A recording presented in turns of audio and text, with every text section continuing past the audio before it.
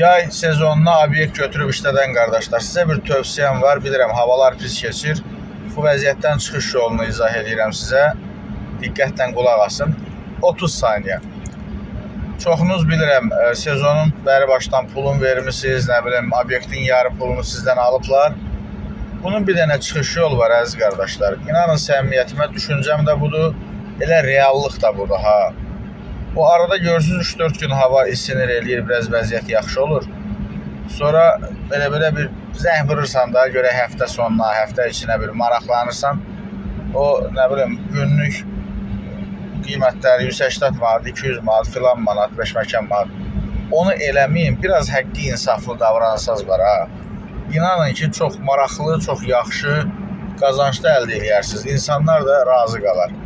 Yəni, başa düşürəm, deyəcəksiniz ki, ora rüşvət vermişik, bura vermişik, filan yerə, 5 məkan yerə, mən sizi də çox yaxşı anlayıram, bilirəm.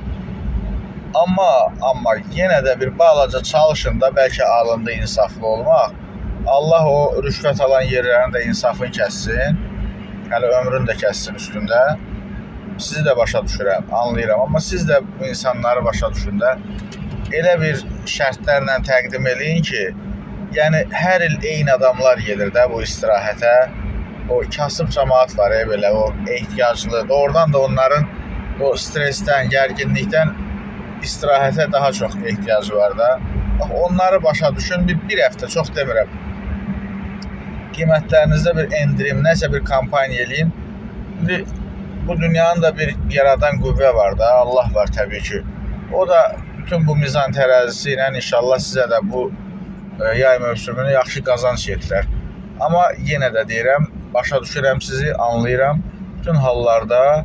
Amma siz yenə də ən çətin vəziyyətdə olsa belə biraz insaflı olmağa çalışın, bəlkə alırdı inşallah. Bir də bunu da deyim, yadımdan çıxmışdı. Hansısa obyektin doğrudan da insaflı qiymət paylaşdığını görsəm, heç bir təmənna güdmədən onlara bir reklam videosu hədiyyə eləyəcəm.